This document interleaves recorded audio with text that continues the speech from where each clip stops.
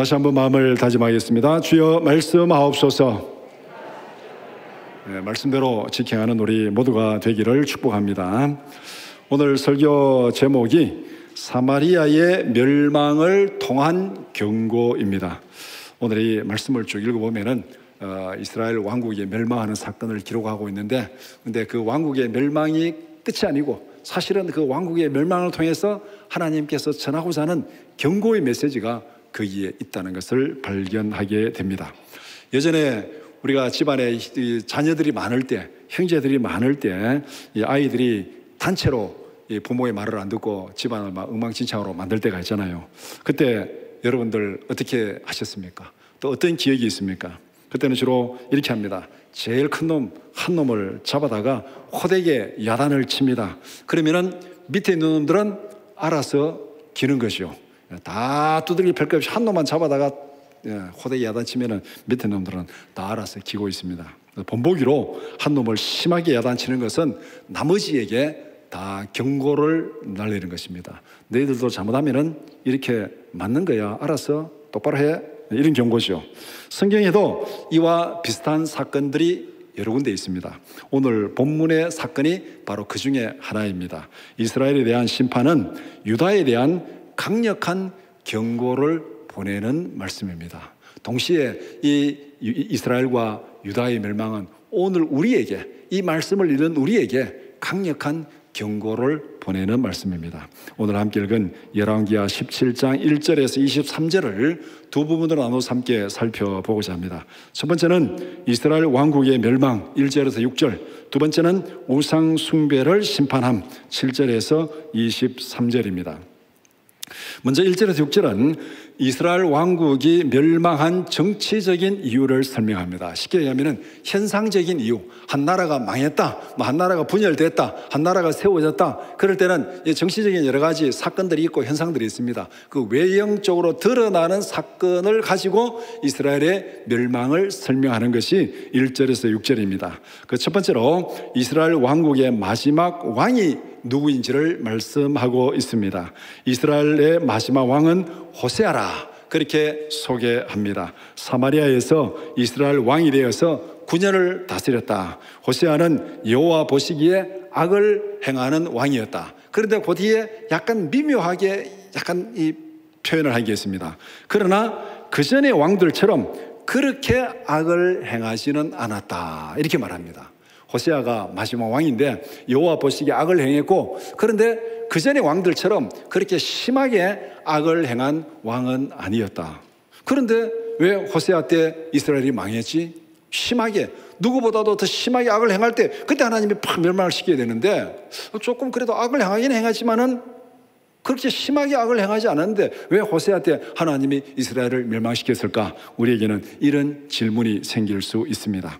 이스라엘은 호세아의 악행만으로 멸망한 것이 아니라는 것을 알 수 있습니다.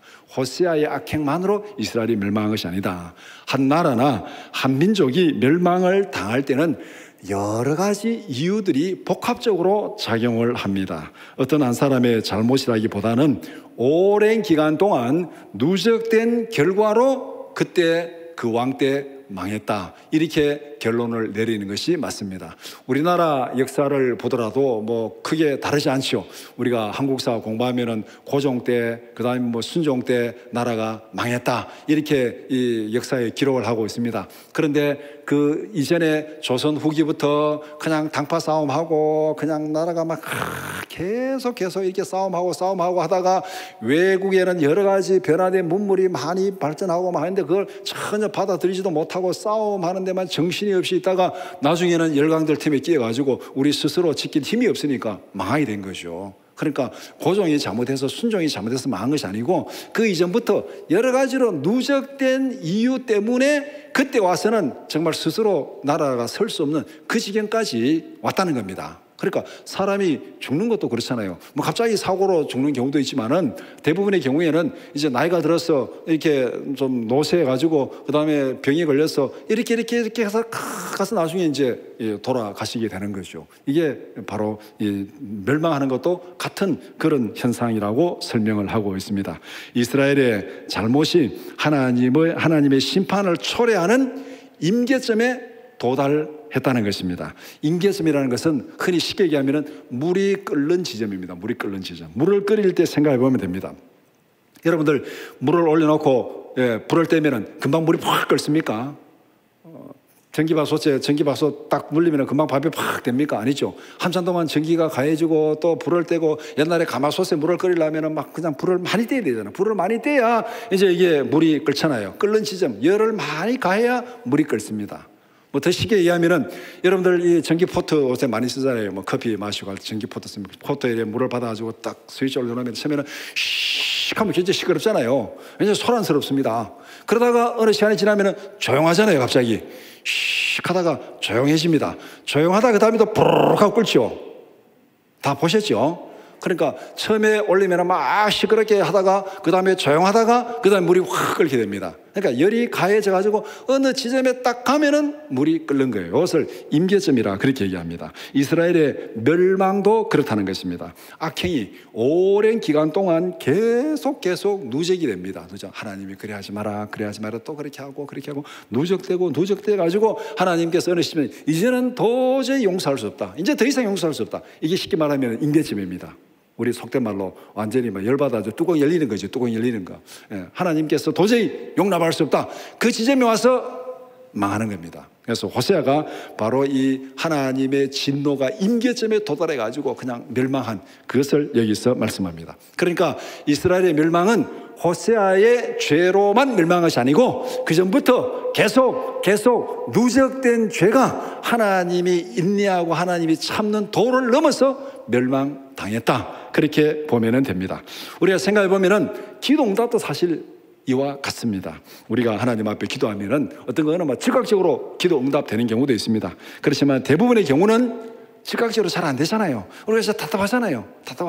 그래서 참 답답해가지고 기도하다 포기하는 경우도 있고 하여튼 그렇습니다. 그래서 우리가 물을 끓일 때를 생각하면 됩니다. 물을 끓일 때 금방 딱 스위치 켠다고 물이 끓는 게 아니고 어느 정도 시간이 쭉 주어져야 물이 끓는 거죠. 가마솥에 물을 끓이면 어떻게 됩니까? 한참 동안 불을 떼야 물이 끓잖아요. 우리가 밥을 할 때 생각하면 됩니다. 우리가 계절의 변화를 생각하면 됩니다. 봄이 시작됐죠. 이 절기가 참 잘 안 맞다는 생각도 많은데, 어제가 입춘이니까 봄이 시작됐잖아요. 그런데 이 날씨가 며칠 따뜻하다 해가지고 막 나무 잎이 피고 꽃이 피고 그러지 않잖아요. 계절이 바뀌고 따뜻한 날씨가 여러 날 지속이 돼야 이제 우미 트고 잎이 피고 꽃이 피고 그렇게 하는 겁니다. 그 시간이 다 필요하다는 겁니다. 그래서 우리가 기도할 때도 그런 인내심을 가지고 기도하는 우리 모두가 되기를 축복합니다. 하나님의 기도, 우리의 기도가 계시록에 보면은 이 향로에 담아서 향기로 하나님의 주님의 그 어린 양의 보좌로 올라간다 그렇게 말하고 있습니다. 올라가서 어느 정도 이렇게 기도의 양이 쌓이면은 하나님께서 응답하실 줄 믿습니다. 급한 사람은 참 기도하는데도 참 잘 안 되죠. 예전에 저희 할아버지가 그런 얘기하는 걸 들었습니다. 급한 놈은 갈보리 뿌려놓고 그 다음날 가서 쌍나나 날 뒤집어 온대요. 성질 급한 놈은 보리 씨앗 뿌려놓고 그 다음날 가서 쌍나나 열어가지고 본다고 그러는 거예요. 뭔 말인지 이해가 되죠? 씨를 뿌려놓으면 기다려야 되잖아요. 싹이 올라올 때까지 기다리는데 성질 급한 놈은 그걸 참지 못해가지고 지금 싹이 나나 땅을 파가지고 본다는 거예요.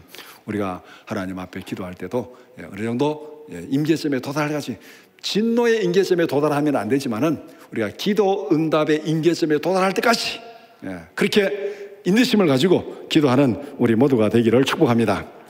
두 번째는 이스라엘 왕국이 멸망하게 된 정치적 과정을 설명합니다. 정치적으로 보면은 이스라엘은 강대국 사이에 끼어 있습니다. 이 지정학적으로 보면은 이스라엘의 이 지정학적 위치가 우리나라하고 비슷합니다. 우리나라도 역사를 보면은 늘 강대국 사이에 끼어 있잖아요.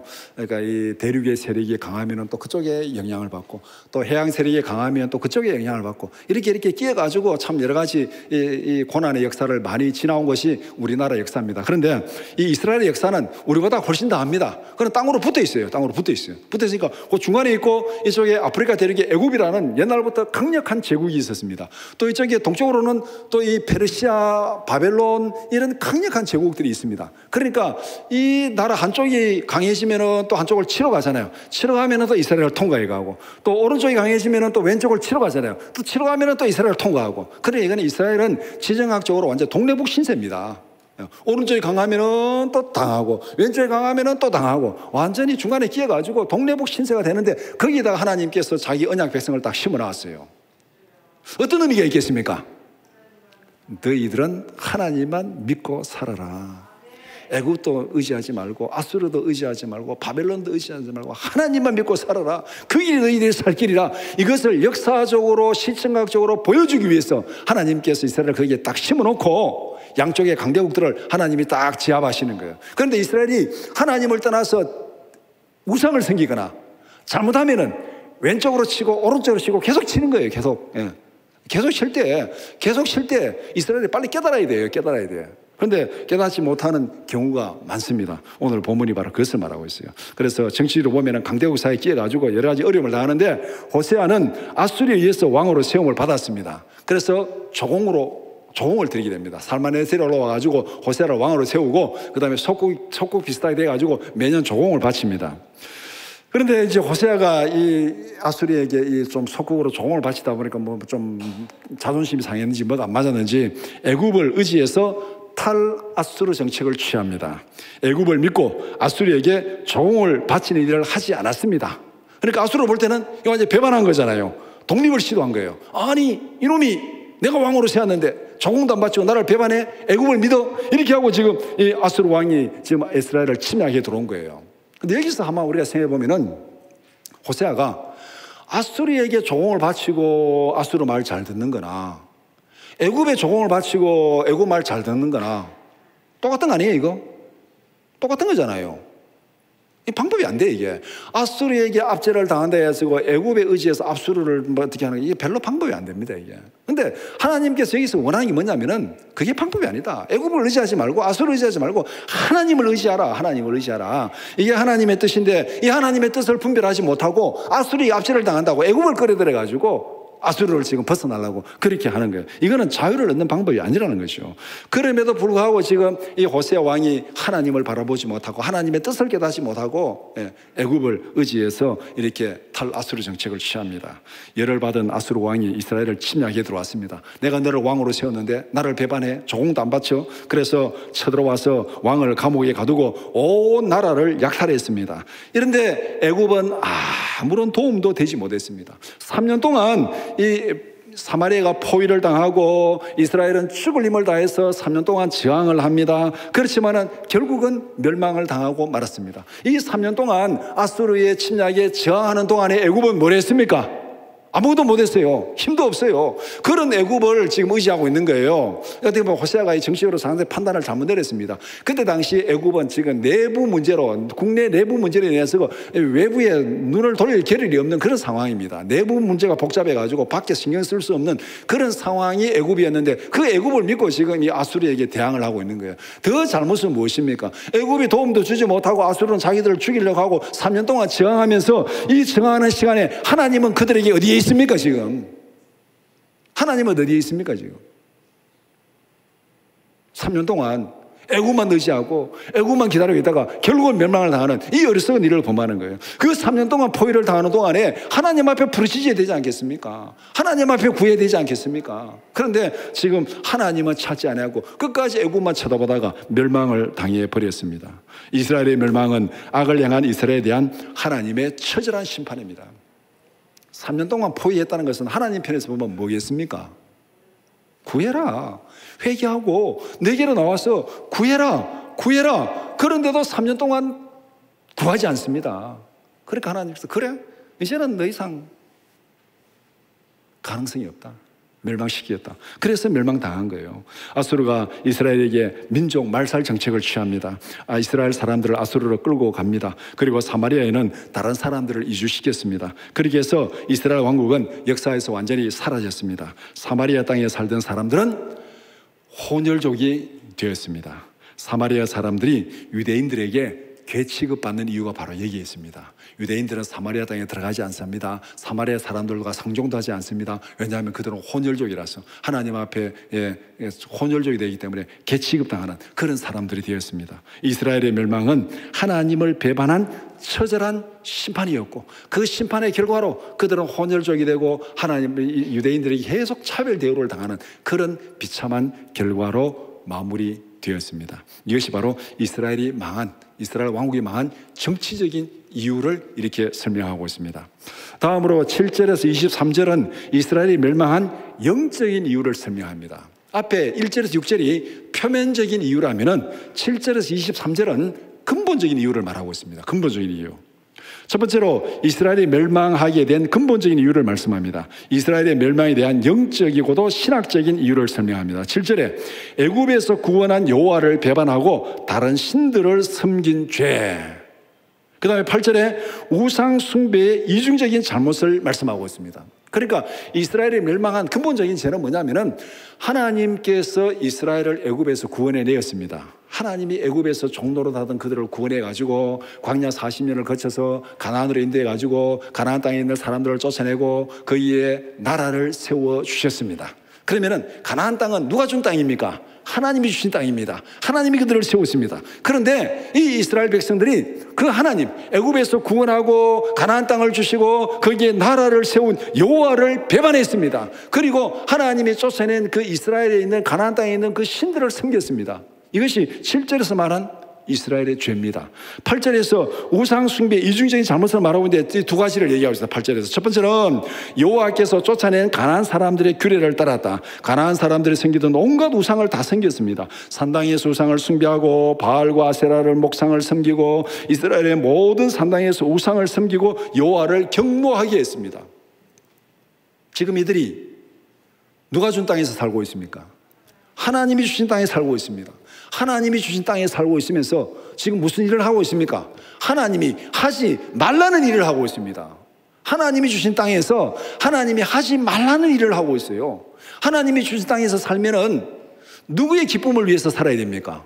하나님의 기쁨을 위해서 살아야 되잖아요. 그런데 이 사람들은 하나님이 주신 땅에 살면서도 하나님을 거역하고 하나님께 불순종하고 하나님이 진노하시는 그 일만 하고 있다. 이것이 이스라엘이 우상을 숭배한 죄라고 말하고 있습니다. 두 번째는 이스라엘 왕들이 세운 율례를 행합니다. 대표적인 것이 바로 여로보암의 길을 따르는 것입니다. 우상 숭배의 길을 따르는 것입니다. 하나님께서 이스라엘 나라를 두 왕국으로 나누어 버렸습니다. 이스라엘 왕국과 유다 왕국으로 나누어 가지고 북쪽 이스라엘 왕국에 여로보암을 왕으로 세웠습니다. 그러니까 지금 이 오늘 본문에 기록하고 있는 이 사마리아 이스라엘 왕국이 바로 이 여로보암이 세운 왕국입니다.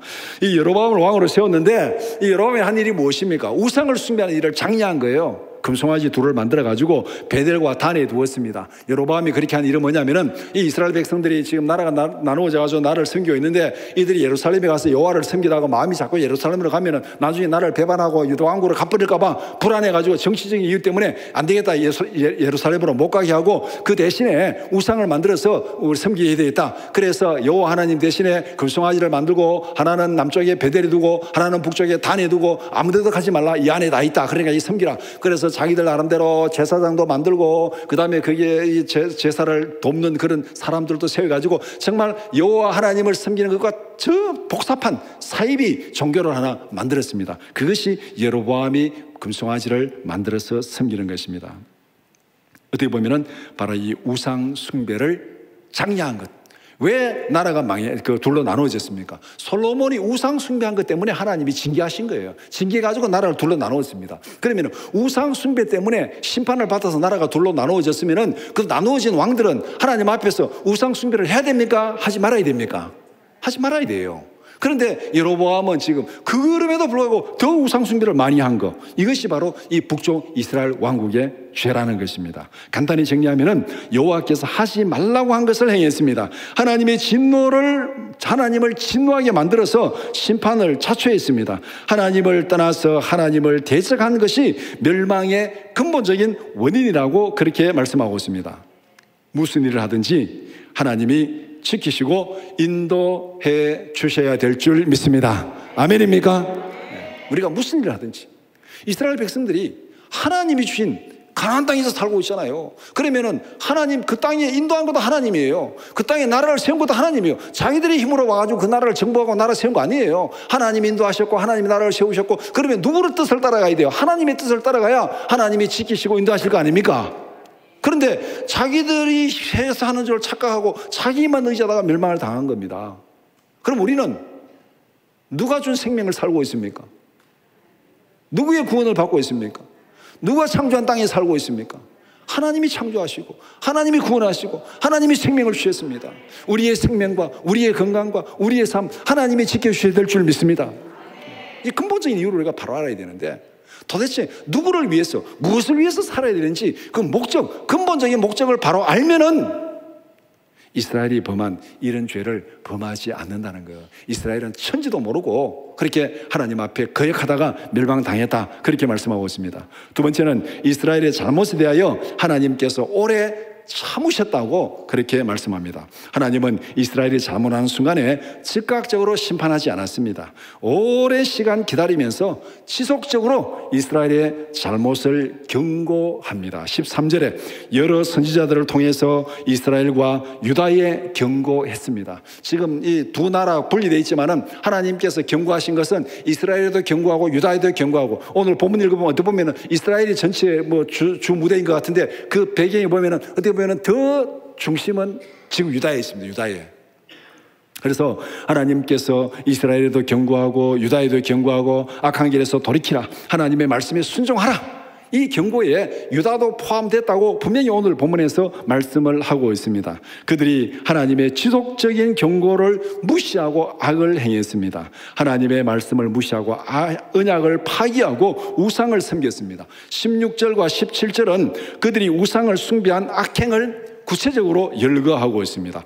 두 금송아지를 섬겼다. 여로보암이 앞에서 한 잘못이죠. 이를 성신을 섬겼습니다. 이거는 지금 솔로몬 때도 그랬고, 지금 이 북쪽 이스라엘 왕국도 그러하고, 바알과 아세라를 섬기고, 유다도 그러하고, 이스라엘도 그러하고, 그 다음에 자녀를 불가운데로 하는 몰록을 섬기고 그랬습니다. 복술과 사술을 행하고, 이스라엘이 좀 더 심하고 유다도 결코 다르지 않은 이런 죄를 하나님 앞에서 범하고 있습니다. 그래서 이런 것은 뭐냐면 스스로 팔려서 오늘 17절에 있는 대로 누가 뭐 어떻게 한 것도 아니에요. 자기 스스로 팔려가지고 여호와께 악을 행하고 하나님을 경노하게 만들었습니다. 18절은 이스라엘의 악행에 대한 하나님의 구체적인 심판을 말씀하고 있습니다.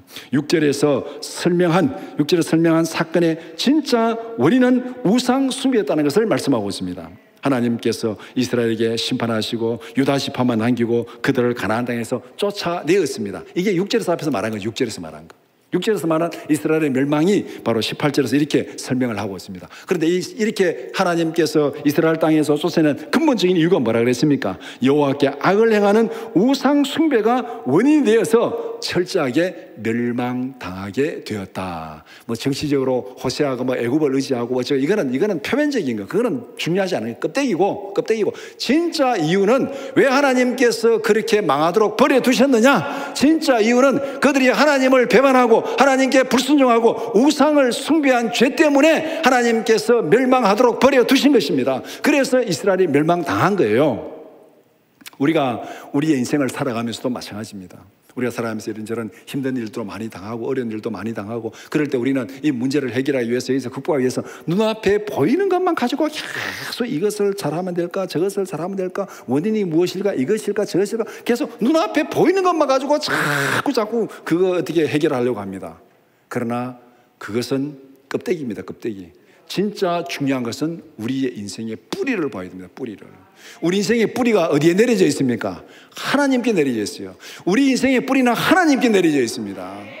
잎이 시들고 가지가 비실비실하는 것은 뿌리에 문제가 생긴 거. 뿌리에 문제가 생긴 거. 뿌리는 보지 아니하고 계속 잎을 보고 거기에 뭐가 잘못되고 그거 보면은 문제가 해결되지 않습니다. 오늘 본문에서 지금 이 두 번째 부분에 설명한 이유가 바로 이것입니다. 이스라엘의 멸망한 근본적인 이유는 뭐냐면은 껍데기가 중요한 것이 아니고 외교 정책이 중요한 것이 아니고 호세아 왕이 중요한 것이 아니고 그 뿌리가 하나님 앞에서 완전히 상해버렸다. 뿌리가 완전히 상해버렸다. 그러니까 그 나라가 멸망을 당하는 것입니다. 하나님의 경고를 무시하지 말라. 하나님의 약속을 기억하라. 하나님의 말씀에 순종하라. 그 길이 사는 길이다. 아멘입니까? 오늘 우리에게도 똑같습니다.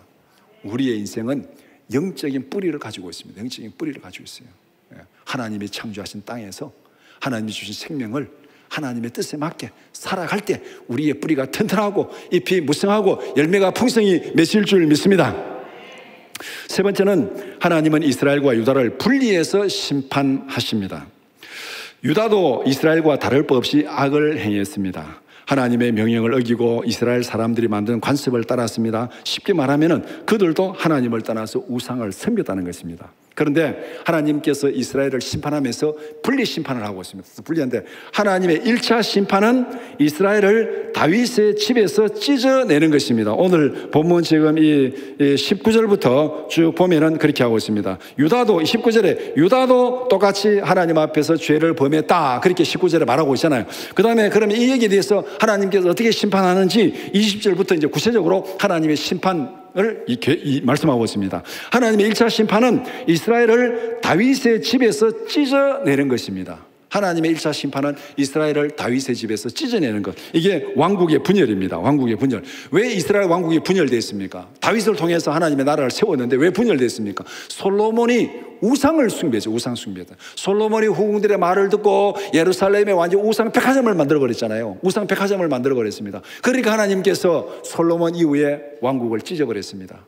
둘로 나누기 위해서. 솔로몬 아들에게서 이 10지파를 빼앗아가지고 여로보암에 맡긴, 이것이 하나님의 1차 심판입니다. 우상을 숭배하고 우상을 장려한 솔로몬의 악행에 대해서 하나님께서 이렇게 심판을 한 것입니다. 그 심판을 받고 이제 여로보암이 왕이 되었는데, 여로보암이 우상을 만들고 더 우상을 섬기고 적극적으로 우상을 장려했습니다. 앞에서 말한 대로 이렇게 해서 왕이 됐으면, 우상 숭배하다가 나라가 갈라지고 왕이 됐으면 이게 이렇게 하면 안 되겠구나, 이렇게 하면 망하겠구나 해서 더 하나님께로 돌아와야 되는데, 여로보암은 더 곁길로 가버렸습니다. 하나님의 2차 심판이 가해집니다. 그 2차 심판이 바로 오늘 본문에 기록된 이스라엘의 멸망입니다. 본문에 기록된 사건이 하나님의 2차 심판입니다. 나라가 망하고 죽임을 당하고 포로로 잡혀갔습니다. 하나님께서 선지자들을 통해서 여러 해 동안, 오랜 세월 동안 경고하고 참으시고 그럼에도 불구하고 그들이 지속적으로 하나님을 거역하고 불순종하고 배반하고 그렇게 하다가 하나님께서 이제는 더 이상 안 되겠다고 멸망시킨 것이 하나님의 2차 심판입니다. 2차 심판. 오늘 본문에서 이스라엘이 망했더라, 사마리아가 망했더라, 그것이 바로 하나님의 2차 심판입니다. 이스라엘의 멸망은 유다에 대한 강력한 경고입니다. 오늘 본문 23절까지는 유다에는 아직 망하지 않았어요. 유다는 망하지 않고 그렇게 이스라엘을 찢어가지고 이스라엘을 멸망시킨 것은 남아있는 유다에게 하나님께서 강력한 경고를 보내는 것입니다. 너희들 우상 숭배하고 계속 잘못하면 이렇게 망하는 거야. 알았어? 하나님께서 지금 이 이스라엘 왕국을 쳐가지고 멸망시키는 것은 지금 남아있는 유다에게 경고를 주는 거예요. 경고를 주는 거. 너희들도 잘못하면은 이렇게 망하는 거야. 똑바로 해. 돌아서. 이렇게 지금 하나님께서 경고하는 것입니다. 유다에게 강력한 경고를 하면서 다시 한번 기회를 주는 것입니다. 이런 하나님의 마음을 이 시대에 활동한 호세아 선지자를 통해서 분명히 말씀하고 있습니다. 호세아 4장 15절 말씀 같이 보겠습니다. 이스라엘아, 너는 음행하여도 유다는 죄를 범하지 못하게 할 것이라. 너희는 길갈로 가지 말며 베다인으로 올라가지 말며 여호와의 사심을 두고 맹세하지 말지어다. 이스라엘아, 너는 음행하여도 유다는 범죄하지 못하게 할 것이라. 이 말이 뭐예요? 이스라엘이 범죄해서 멸망을 당해도 유다, 너는 제발 좀 돌이키고 범죄하지 말고 하나님 앞에 바로 서라. 이 경고가 지금 하나님께서 이스라엘을 멸망시키는 이 경고입니다. 그럼에도 불구하고 유다도 하나님의 경고를 무시했습니다. 그럼 어떻게 되겠습니까? 하나님의 3차 심판이 가해집니다. 열왕기하 25장 21절 말씀 같이 보겠습니다. 바벨론 왕이 하마 땅 리블라에서 다 쳐주겠더라. 이와 같이 유다가 사로잡혀 본토에서 떠났더라. 앞에 지금 이 유다가 멸망하는 과정을, 바벨론의 멸망하는 과정을 앞에서 쭉 설명합니다. 이 3차 심판에 앞에서 그렇게 경고하고 경고했는데도 불구하고 유다가 돌이키지 않고 멸망을 당했습니다. 이 얼마나 안타까운 일입니까? 뒤집어 놓고 하나님 편에서 보면은 마음이 어떻겠습니까? 하나님께서 이들을 애굽에서 구원하시고 가나안 땅으로 인도해가지고 거기 나라를 세워주시고 거기 율법을 주시고 이렇게 거룩한 백성으로 잘 살아라 하고 세워주셨는데 그들이 하나님을 거역하고 배반하고 불순종하고 그렇게 잘못을 하니까 하나님께서 나라를 둘러 찢었습니다. 경고했습니다. 너희들이 이렇게 우상 숭배하면 이렇게 되는 거야. 알았어, 이렇게 되는 거야 하고 경고하면서 그래도 나라를 둘러 찢어가지고 이렇게 좀 심판을 했습니다. 그런데도 불구하고 이 이스라엘이 계속해서 잘못하고 유다도 잘못하고 하니까 하나님께서 이 둘 중에 하나를 멸망시켰습니다. 그러면서 남아있는 하나에게 너 똑바로 해라, 너도 잘못하지 않으면 멸망당한다 하면서 경고를 주면서 했는데도 불구하고 그 남아있는 하나마저도 하나님 앞에 불순종하다가 멸망을 당했습니다. 하나님의 마음이 어떻겠습니까? 예. 우리가 부모 입장에서 보면은 아들이 두 놈이 있는데, 예, 한 놈이 두 놈 다 잘못하는데 한 놈을 징계하고 해가지고 이렇게 했는데 또 한 놈이 또 징계하고 해야 되면 이 부모의 마음이 완전히 어떻게 되겠습니까? 지금 이 이스라엘과 유다를 심판하는 이 하나님의 마음은 지금 아들을 징계하고 아들을 멸망시키는 부모의 마음이에요. 하나님께서 왕국을 찢으면서 경고하시고, 하나님께서 이스라엘을 멸망시키면서 유다에게 경고하시고, 하나님께서 유다를 멸망시키면서 누구를 경고하는 것입니까? 오늘 우리를 경고하는 것입니다. 오늘 이 성경을 읽는 우리에 대한 경고입니다.